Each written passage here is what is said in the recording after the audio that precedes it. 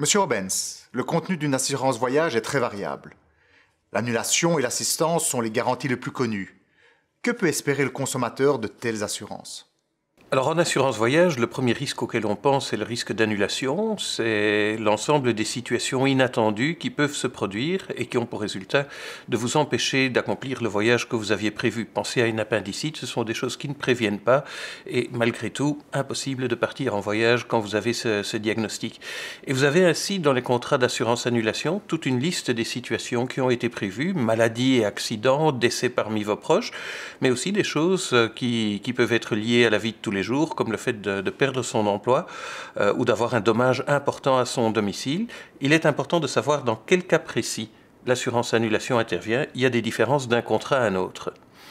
L'assistance, de son côté, c'est tout à fait différent, puisque l'assistance, plutôt que d'indemniser un dommage ou une perte, va vous prêter secours au moment où le besoin s'en fait sentir.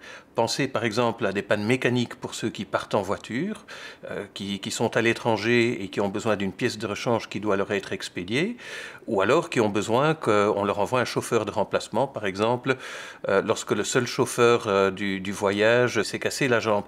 Même chose pour des problèmes médicaux, où la centrale d'assistance va vous aider à vous faire soigner sur place et rapatrier si c'est nécessaire et possible.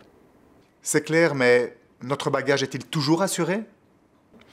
Alors, les bagages, c'est un autre volet d'un contrat d'assurance voyage. Alors, on peut souscrire annulation et assistance ensemble ou indépendamment l'une de l'autre, mais pour l'assurance bagages, c'est une rubrique séparée qui devra être souscrite par le consommateur en fonction des bagages qu'il emporte avec lui. Je dirais que pour des bagages usuels, l'assurance bagages va lui apporter protection en cas de perte, en cas de vol ou en cas de dommages importants au bagage. S'il s'agit d'objets très précieux, là, probablement qu'il faudra une assurance adaptée. Par exemple, si vous partez avec des bijoux qui seraient autre chose que des bijoux de fantaisie.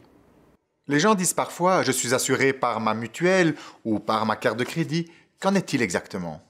Alors, c'est vrai que la plupart des Belges peuvent compter sur l'intervention de la centrale Mutas qui est opérée par les mutualités, mais les cas d'intervention de Mutas sont beaucoup plus limités que ce que vous allez trouver dans un contrat élargi que vous proposent les sociétés d'assurance, non seulement lorsque vous avez un problème de santé, mais aussi si quelque chose de grave devait se passer en Belgique.